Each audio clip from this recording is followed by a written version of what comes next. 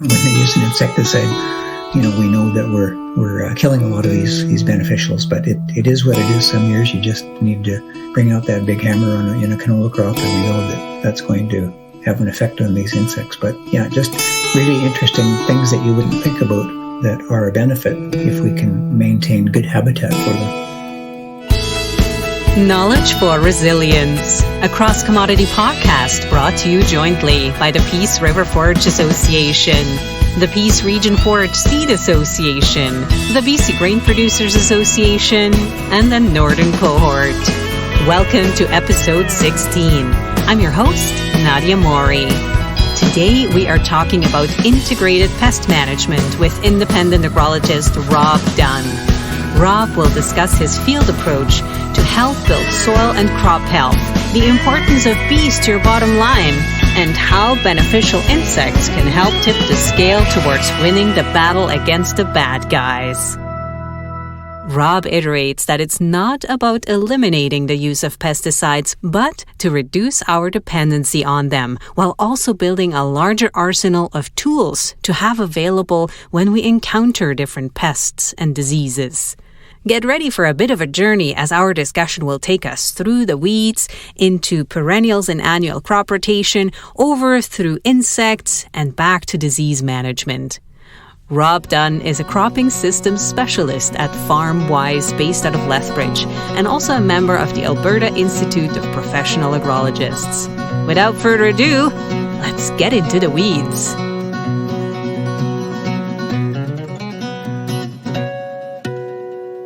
Today I get to talk to Rob Dunn from FarmWise out of Lethbridge. Welcome to the podcast, Rob. Well, glad to join you today. Today, we're focusing on integrated pest management. Maybe to give a bit of a background about how you got started in this, like where you got your training, and then how you slipped more specifically into what you're doing right now with FarmWise. Yeah, so I have a history of working in agricultural extension with Alberta government, and then more recently with my own company. And over my career, I've worked in the general area of kind of cropping systems. And so cropping systems and soils management. In regard to the cropping systems area, there's so much that we can do related to kind of pest management with our systems. And so it's something that I've worked with farmers on over the years and done some trial work as well, some applied research in that area. And that's an area of interest for sure. And your philosophy is not that we have to eliminate all pesticides, but maybe just change our approach to it. Do you want to just expand on that a bit? Yeah, that's right. It's kind of about moving from dependency on pesticides, and think of a pesticide as that big hammer that we have out there. And that's the tool that we have when we've got an issue that we need to deal with. And pesticides are obviously costly. There are those longer term risks of resistance when we use something repeatedly. If we're always throwing the same thing at a pest, what we've learned, whether it's a insect or a fungus, fungal infection, or a weed, that we tend to select for resistance. So there's those longer term issues.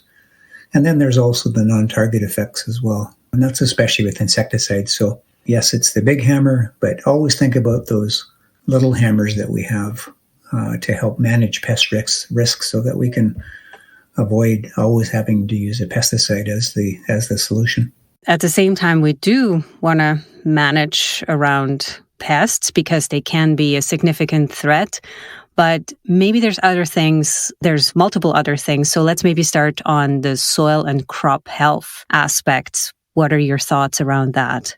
Like really, when you think about just the importance of having healthy soil and a healthy crop, things like appropriate soil fertility, having the seeding rates, which affect the stand density, which is basically a healthy crop, a crop that's got a good stand density will be able to compete with weeds. It'll be able to resist infection from disease and can withstand some insect feeding. And so we see that often with some of our situations and just the examples that we've had in southern Alberta this year with canola stands that were, kind of weak and spindly at the start of the season, low populations, and then the flea beetles came in and started taking over. And I mean, we see that with all of our crops, but just the importance. We often forget just how important, a healthy crop is in terms of resisting a pest.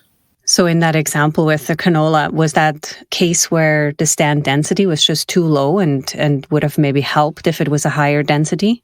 That's right, yeah. And so it's kind of almost, it's analogous to kind of stocking rates on the pasture, that you're putting so much pressure on the few plants that are there, and they just are not able to withstand that. Some years we get away with that.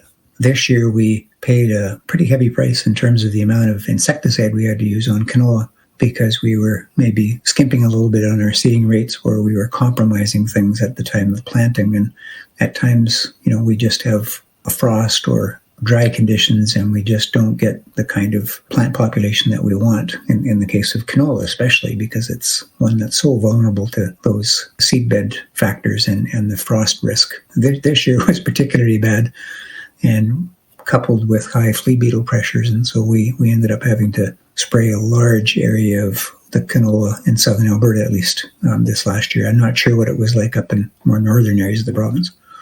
As far as I have heard, there were definitely some issues as well, yeah. And stand density would also have an effect on crop competition regarding weeds, right? Yeah, so many studies have shown that. Some great work at places like Beaver Lodge and Lacombe, looking at the influence of barley, wheat, stand density on weeds like wild oats and other broadleaf weeds. And so we do see that just the ability of our crops to compete much more effectively when we have a higher seeding rate. And so that's one of the tools that we can use to just get a leg up. And we even find that a herbicide, for example, that's applied on a crop that has a low stand density compared to a higher stand density, that herbicide works that much more effectively because the weeds are being compromised by that competition from the crop. So they're already weakened, and then the herbicide has an easier time to get to them. Exactly. Now, another tool in the toolbox of integrated pest management would be sanitation as well. Do you want to just expand a bit on sanitation practices and how they could help? Yeah, it's always one that we need to keep in the back of our mind. And probably the examples that comes to mind with regard to weeds is just, if we don't have that weed on our property, can we prevent it from establishing? It's really just being really careful in terms of introducing a weed that you don't already have. Some weeds are coming in with our seed source. The ones that are blowing in on the wind or tumbling in to our farm, it's really tough to control those with sanitation. But sometimes we can go in and deal with those spot infestations before they get away. If we're thinking about disease, it's things, the classic example right now would be our issues with clubroot on canola. I think to maybe a certain extent, another example would be something like aphanomyces, which is a really difficult to manage root disease on crops like peas.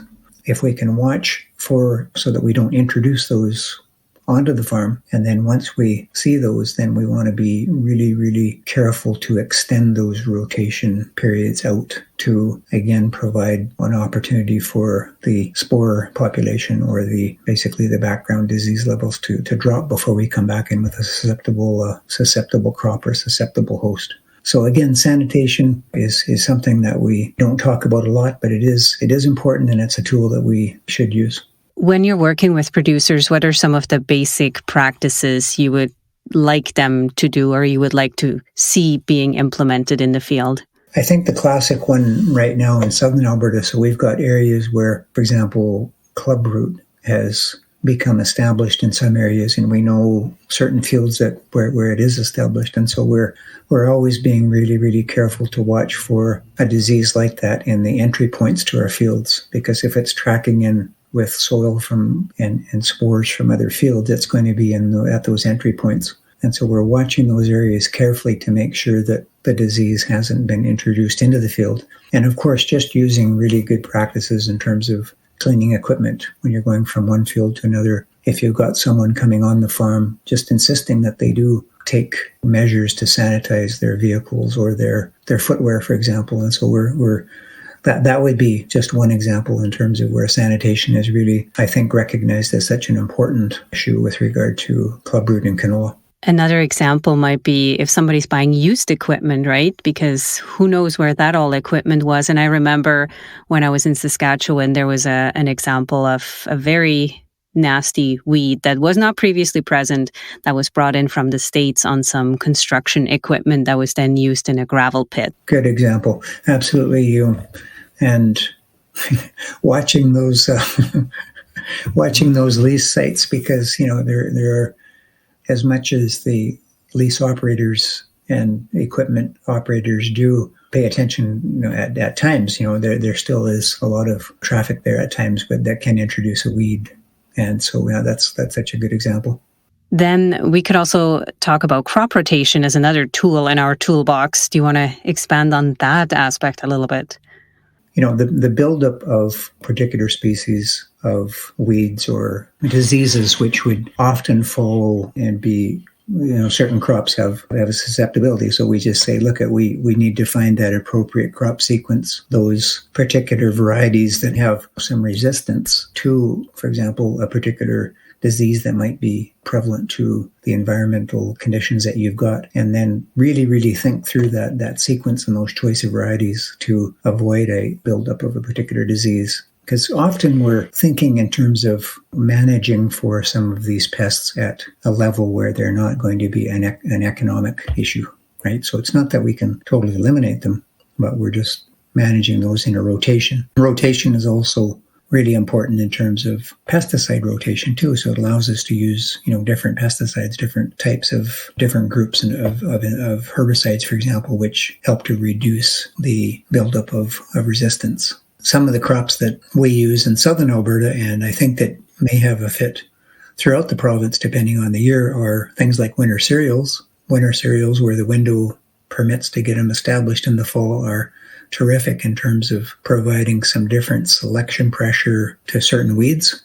Often a winter cereal is growing well before some of the annual weeds can even get established, and even Canada thistle doesn't compete well with a winter cereal. And so winter cereals, inclusion of crops like perennial forages in a crop sequence is just ideal. That doesn't always work, but some farmers will be able to include an annual forage. And so here we're thinking of where the system permits, where there's a benefit to having some forage. I mean, a silage, many farmers will use a silage or a green feed to remove some of the annual weeds.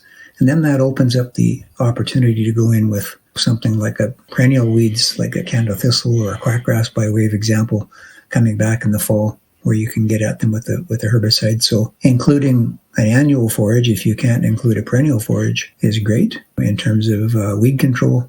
And some of the farmers I'm working with are even looking at where they've got both the moisture and the growing season to include a cover, or even looking at things like intercrops. And it's an area of research that working with some of the farmers down in southern Alberta, at least on irrigation, but even on dry land, saying how can these things fit and how can that work in terms of providing some diversity and giving us a bit of a benefit in terms of some of those pest issues as well. The cover cropping that you've used, would that, up here in the Peace region, it has to pretty much replace your other seasonal crop that you would have on there, compared to how they have it in the States, where they have the cover crop in the fall.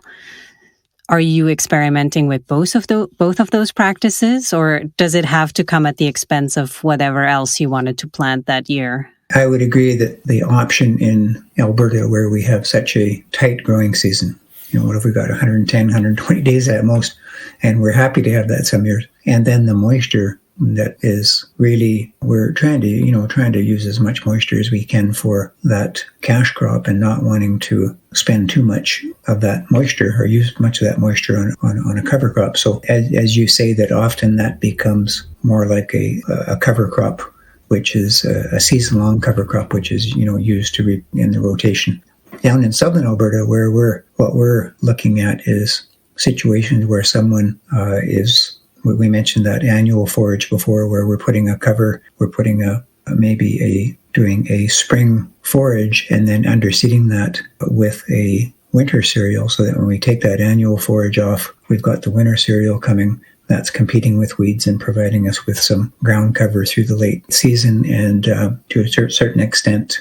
And I would say in probably almost a majority of cases, that will get, or at least get some limited grazing in the fall. That's kind of one example that we've been working with down here. On irrigation, we have many more options for covers. And in some cases, we're trying to protect the land from erosion as the primary goal. In other cases, it's really just trying to kind of, build soil quality and maybe provide some additional forage for livestock in that late season window. Working with your clients, have you worked with any that were able to do maybe livestock integration as well? Yes. That's I think the main growth area in terms of what we would think of as those covers or those underseeded covers, or going in with a double crop system where we harvest a crop and go in and put a cover in the fall, as they're looking at either grazing that underseeded cover in the late season, or they're planting something later in the summer that will provide cover to the ground in the fall, but then they're going in and grazing that next spring. Maybe limited grazing through that fall-winter period, but principally they're looking at getting that ground, having in this case, and we're thinking of a winter cereal, where that winter cereal is providing some grazing ahead of the spring crop that next spring. And so we're kind of looking at weighing the benefits of that system against the cost that it is in a dry land, or we'll call it a rain-fed system. How much can we afford to grow in that fall, early spring period without penalizing that spring crop? Do you find when folks are trying livestock integration, is it usually somebody that has livestock by themselves, or are there examples where you've seen neighbors maybe collaborating, that, there's the annual crop grower and he works with the livestock producer neighbor? Yes, there's a couple of examples of that amongst the farmers that I work with, and they, as you say, that the neighbor has got the livestock. We have the opportunity and the need to provide some forage, and so they're working on that system. And in some cases, it's done with electric fencing because we haven't got that, fences. So there's a number of different kind of innovations that people are looking at. But as you say, that the cost and the challenges of a grain farmer moving back into a mixed operation, when for many decades we've seen the trend go the other way in terms of specialization. And so it's a better approach, and I think that's the one that seems to make the most sense to, again, the couple of the farmers I work with, is just working out an arrangement with a neighbor to come in and take advantage of that forage when it's available. Do you feel they have enough tools, like in terms of setting up that agreement, like who pays for what, how is everybody compensated? And then usually the big limitation, like you mentioned, fencing and then also water, right? To have water on site. And I just often wonder how producers can facilitate those agreements between each other.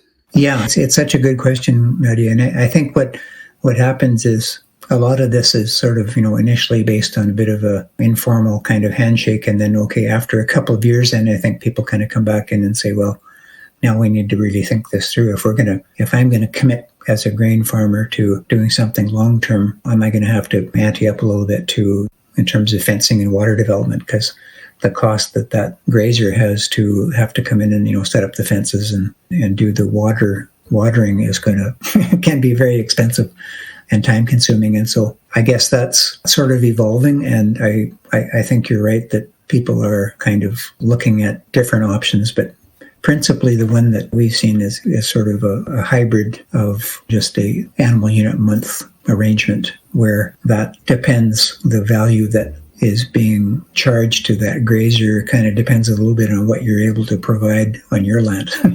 Are they having to go to the extra trouble of do some fencing and provide water? So that's kind of evolving as we go with in these situations that I'm experiencing.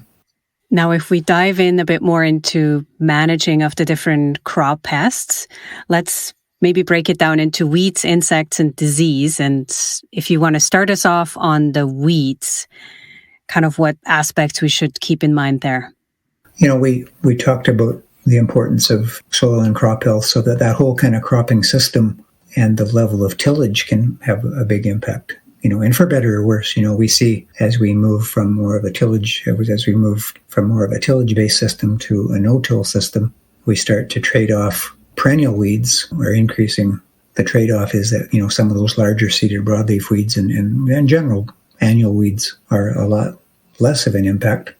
There are instances, I think, now where people are saying, do we need to have sort of, prescription tillage from time to time just to to try and keep weeds off balance in that sense as well. So, but cropping system and tillage level, we talked about competition and sanitation already in terms of keeping those unwanted species at lower levels, but also helping the herbicide to work more effectively and not getting into an issue there. We talked about the perennial or annual system. I mean, gosh, if you can include an annual forage, that's just such a great thing in terms of removing some weeds and giving that window of opportunity to get after those perennial weeds in the late season when they're more susceptible. And one of the things, too, that we don't think about a lot is the influence of some of the birds and beetles. One of the really interesting studies that was going on at U of S, they were looking at the role that beetles play in terms of eating weed seeds. And they were finding that beetles can eat up to 50, 60, 80% of the weeds on the surface if you have a good enough population of beetles. And it's not only beetles, but it's, things like crickets and others. And so they have been initiating some projects there. So a lot of that work was started in places like Europe, where they're kind of limited in terms of the pesticides they can use, or even in terms of organic systems.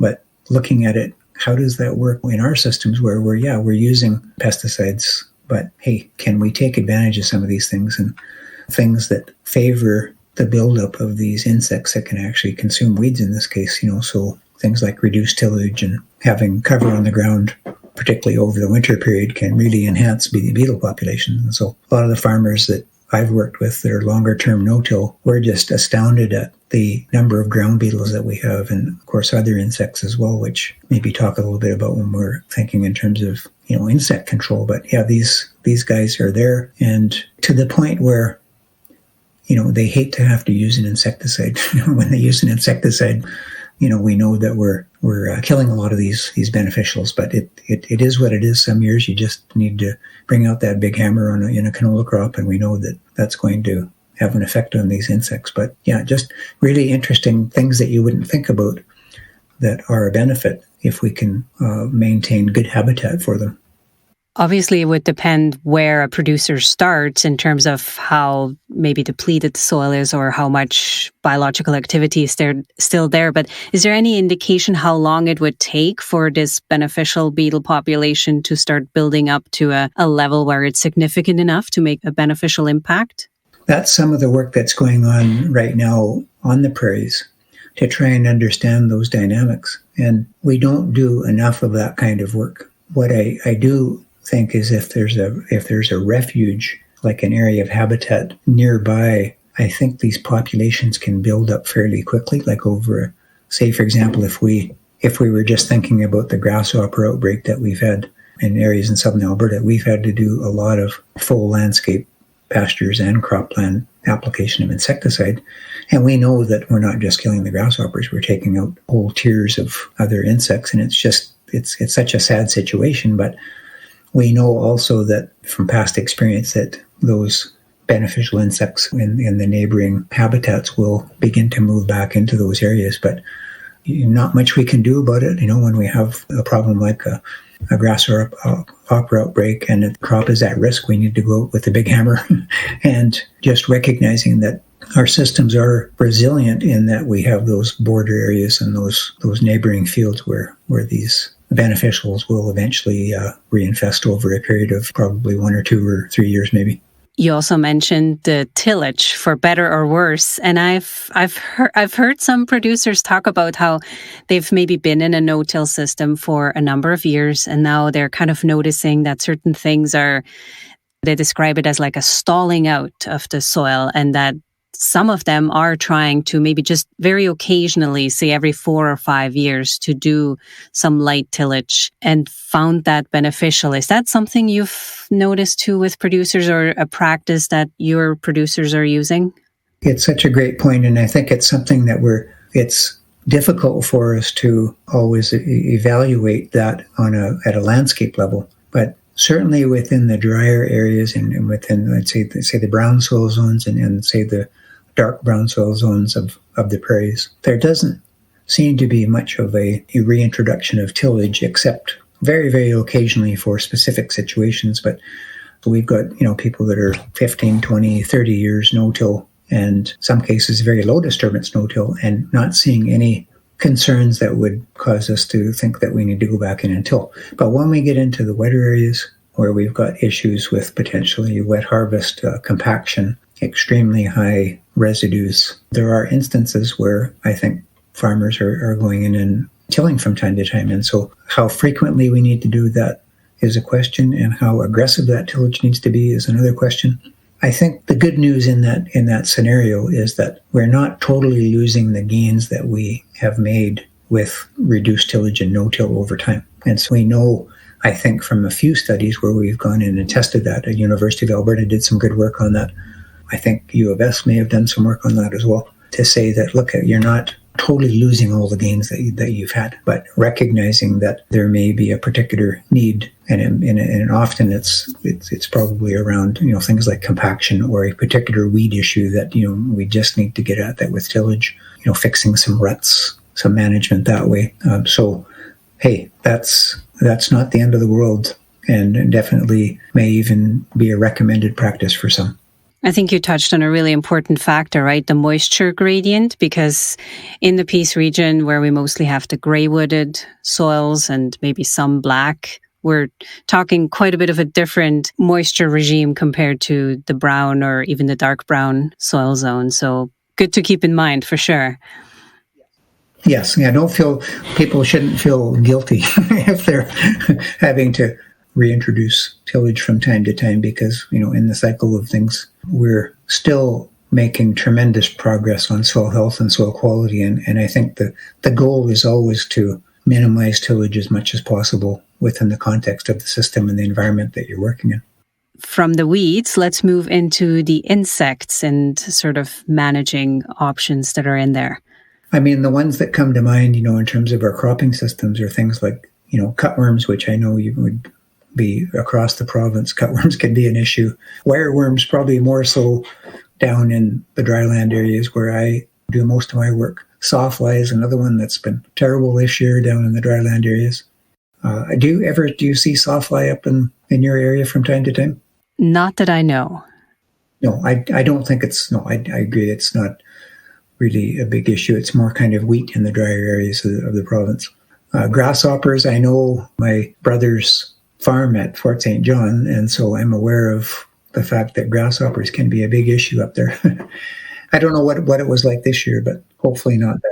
Yeah, I think we were, it's sort of a 2-year cycle, and I did notice there was definitely a population, but certainly not as devastating as it could have been. In some areas down in the southeast part of the province, at least, kind of like the grasshopper apocalypse that we had this year, but it was kind of a rough year. But canola insects, we could talk about canola insects. Really, the thing is understanding the biology and the cycles. You mentioned the cycles with grasshoppers, understanding the beneficial insects that are out there. We have, when we're out in our crops and we're seeing some pests, but just probably the beneficial insects may very well outnumber our pests, 10 to 1. We have extremely diverse, high numbers of beneficials that can really manage our crop species if we give them a chance. And so they often build up kind of through the season as well, right? So sometimes you kind of jump the gun, and ladybugs might be coming on, to manage, if it's an aphid outbreak or if it's even lygus bugs. Sometimes the ladybug can kind of catch up with those in time. Not to forget, all the other beneficials that are just inherent out there, the beetles, the spiders. There's just so many beneficials out there that can help us. But I think the key thing with pesticide decisions in particular, when we get to that point is really thinking in terms of thresholds. Is it at an economic threshold where there's a return on investment, and weighing that the thresholds kind of weigh a little bit against the impacts that that's going to have on our beneficials. And so we just need to recognize that, we're producing a crop, and if the insects are at a point where they're going to cause more economic damage than what it's going to cost to control them, we need to bring out the big hammer. There's really no question about that as an agronomist, as a farmer. And so we just often are at that point of just saying which of these pesticides that we're going to use might be the least harmful, in terms of off-site effects or in terms of the beneficials. And so that's really often the question. Once we've determined that there's a need to apply, then we're just thinking in terms of what's going to be the most cost-effective, but also weighing in, what might be the least harmful to the beneficial insects or to our neighbors' bees, if that's an issue.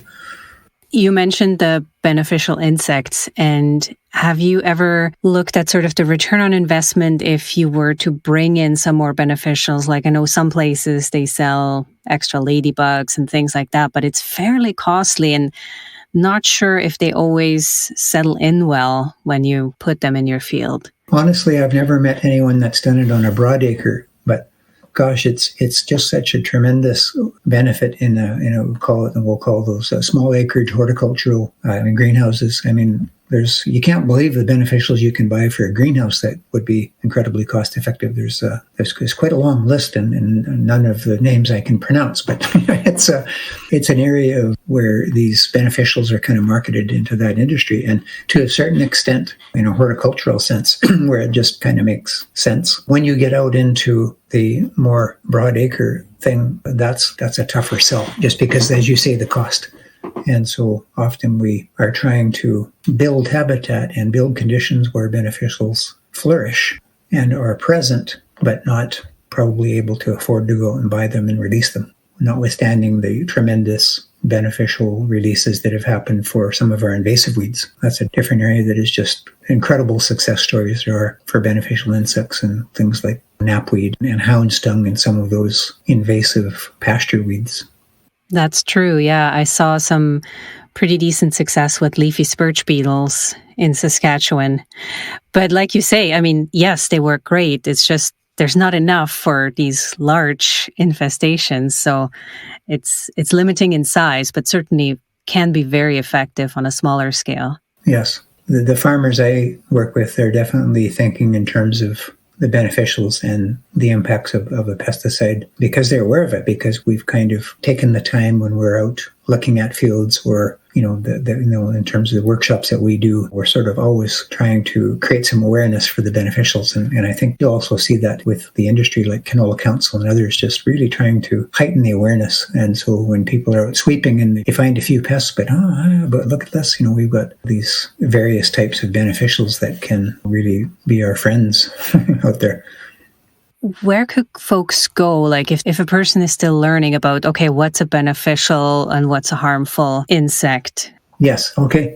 Well, I think Canola Council, probably as much as any other organization, has put terrific resources together in that regard. And I could put a plug in for our friends over in Manitoba Agriculture. Manitoba Agriculture has done a great job, done a lot of extension on that. In the past, we've done that kind of extension in Alberta as well, and formerly Scott Mears when he was here. And so there are a number of resources out there if you look for them, and I can't put my finger on any right now, but Canola Council has, because of the insecticide use that and the insect issues that we have in canola, there's been extension and emphasis on the beneficials and trying so people can kind of understand those cycles and the risk benefit to trying to control with an insecticide when some of those beneficials might be in a position to kind of take over that population and bring it under control. So Canola Council is a good place to look for sure. Now, what about seed treatment, insecticide seed treatments?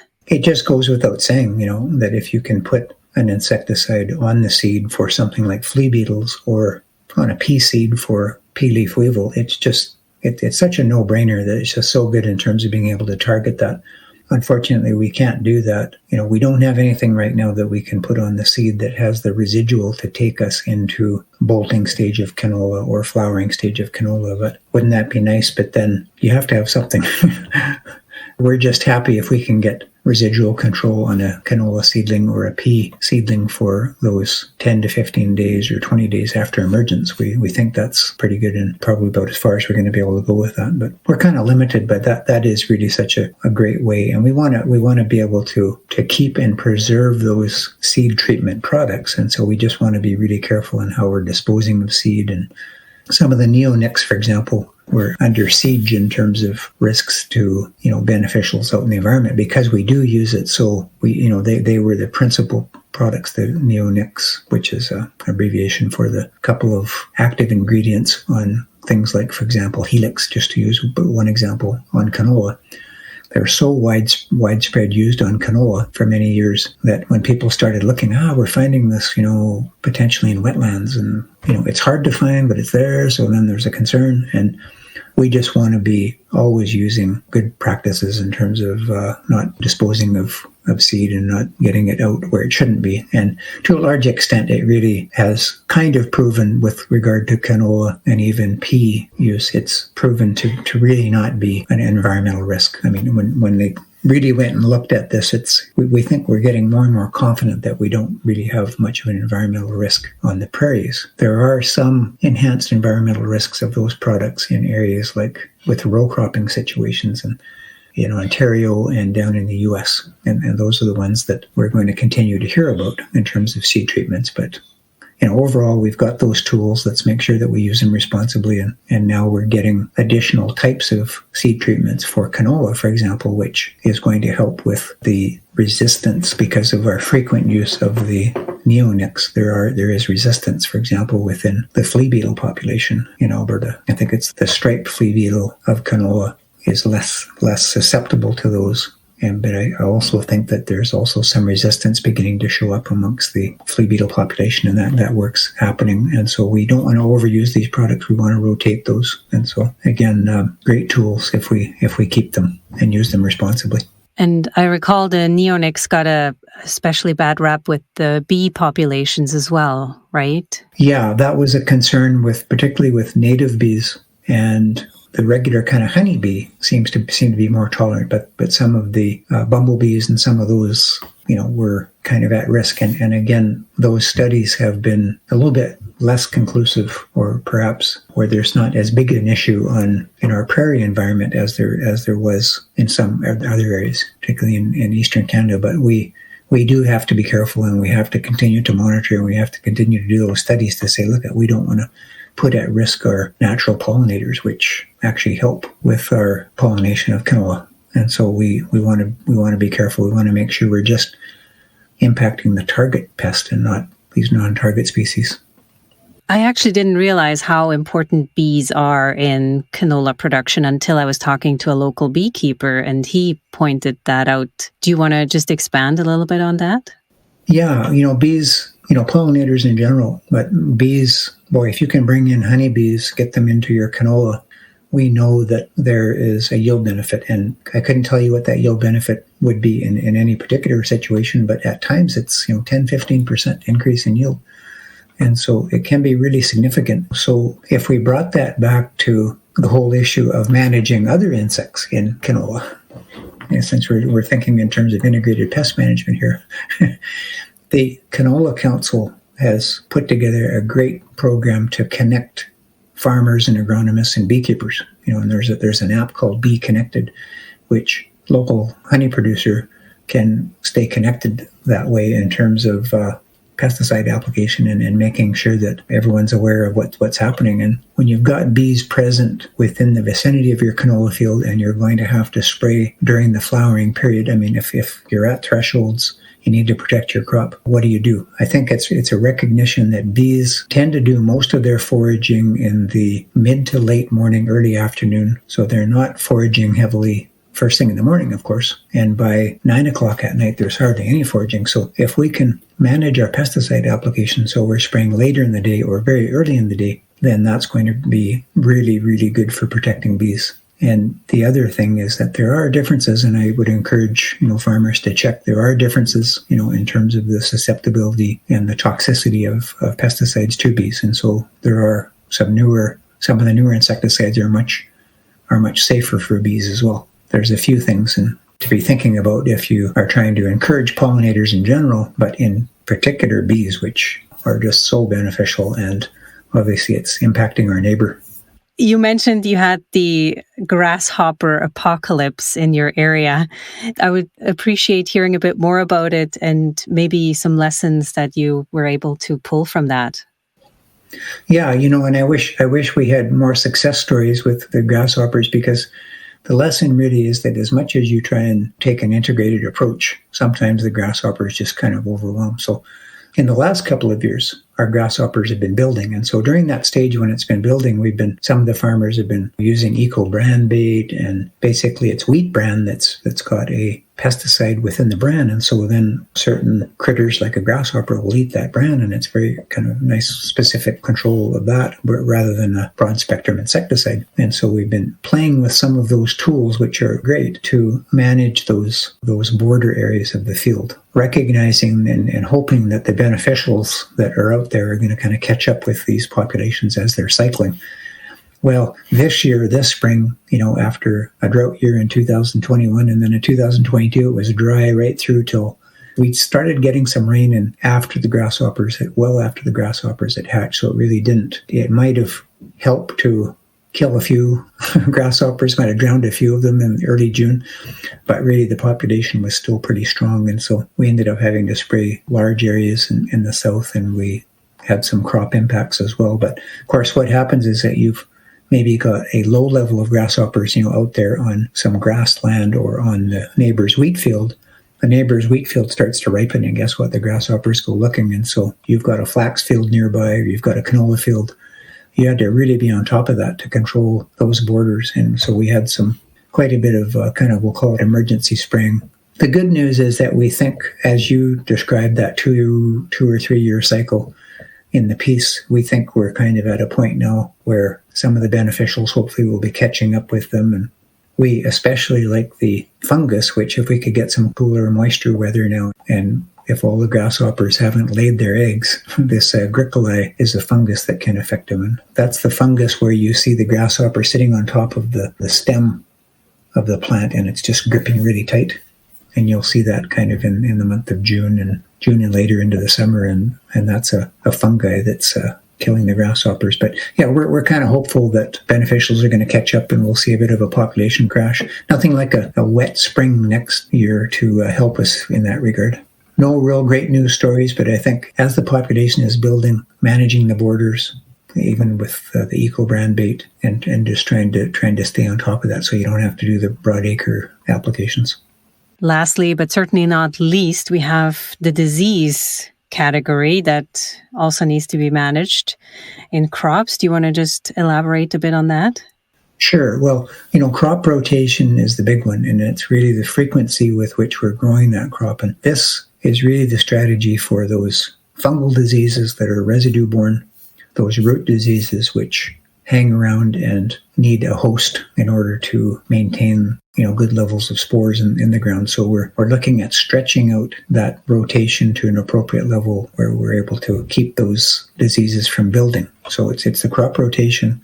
It's also variety selection. We have great information on our crop varieties with regard to resistance to certain types of leaf diseases in the case of cereals, and canola is just incredible in terms of things like blackleg resistance, in terms of the clubroot resistance. It's just so we're talking earlier about sanitation, and so just to revisit that one, try and keep that disease off your farm, with good sanitation of equipment and that kind of thing with regard to clubroot, but also maybe using a clubroot resistant variety just as a safeguard, and not always using that same mechanism of resistance. And so the industry players and the seed companies are really good in terms of talking about the resistance methods within the biotypes of our canola and how they resist certain fungal biotypes with regard to blackleg and clubroot. So we've got tremendous information there, and you can't do much about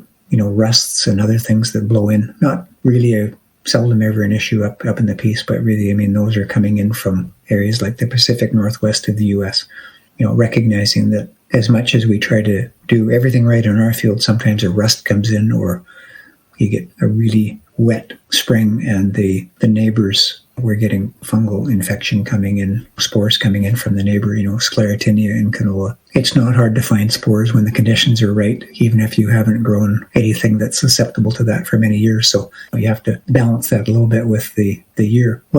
Just to kind of wrap up on that piece on disease, is that we always talk about the disease triangle as the decision point in terms of whether you need to use a fungicide, whether a fungicide is warranted for control, a foliar fungicide. So we talk about the disease triangle, and at one apex of the triangle is the environmental conditions. The environmental conditions really just drive the whole thing. Is there the right temperature and moisture conditions to even get the pathogen going? But the other corners of that triangle, is the pathogen even present?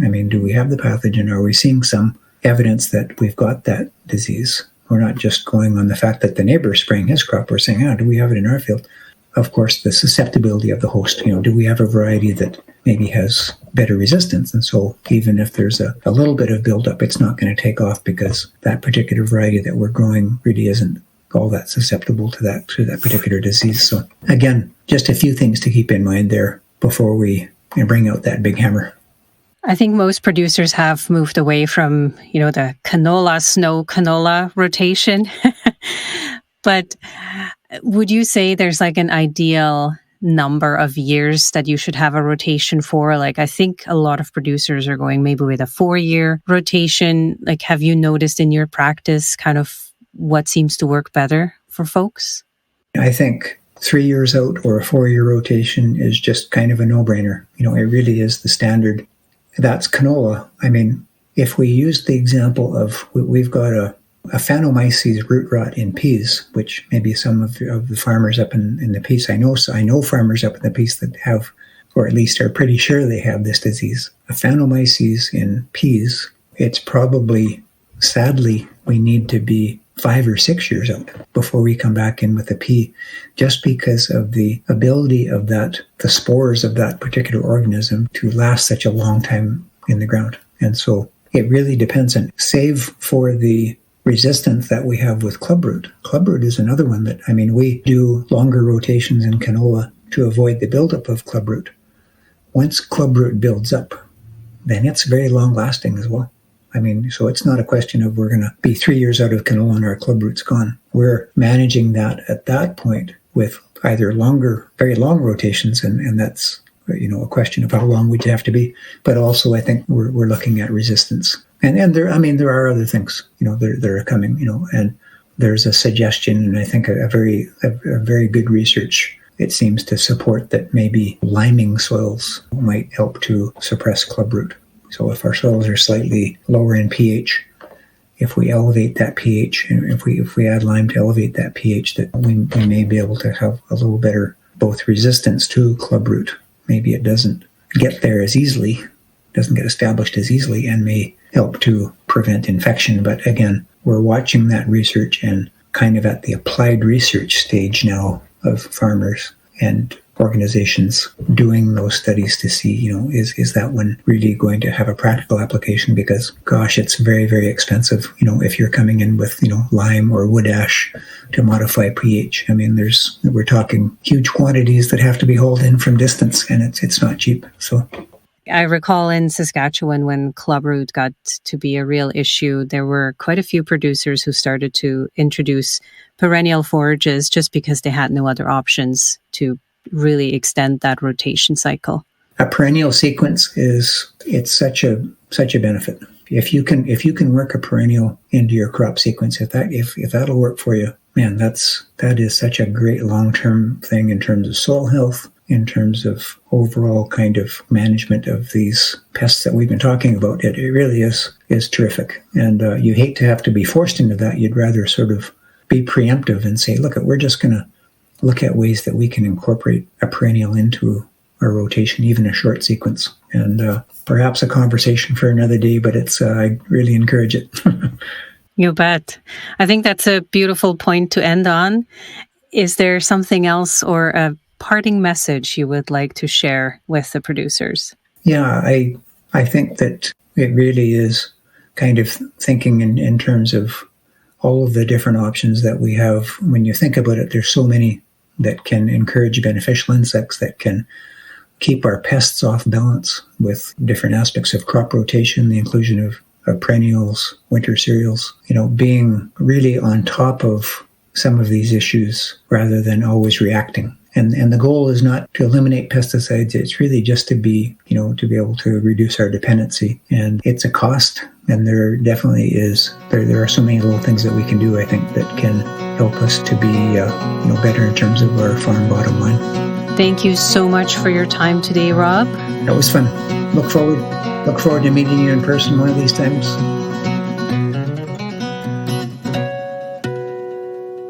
Welcome back.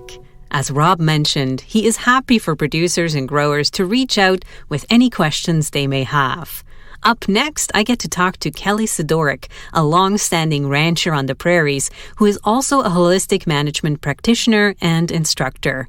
Kelly will share what holistic management is all about. A little spoiler alert, it's not some strange club with a secret handshake. She will also talk a bit more about what you might expect if you end up going to holistic management course, which we have one coming up here in the Peace region offered by the Peace River Forge Association. So definitely tune in if that's something you're curious about. If you found value in this or any other of our episodes in the Knowledge for Resilience podcast series, please share with your friends, family, or colleagues, or just listen with your dog. You can find us on various podcast platforms, including Podbean, Spotify, iHeartRadio, Google Podcasts, or, of course, on the 4 Partner Association websites. Wherever you tune in from, make sure you like, subscribe, hit the bell, or follow us so you never miss another episode. Funding for this project has been provided by the BC Hydro Peace Agricultural Compensation Fund. Thank you so much for making this project possible and supporting local agriculture in the Peace and beyond. For feedback or suggestions on other great Peace region-related agricultural topics, email us at coordinator@peaceforage.bc.ca. Until next time, stay informed, stay resilient.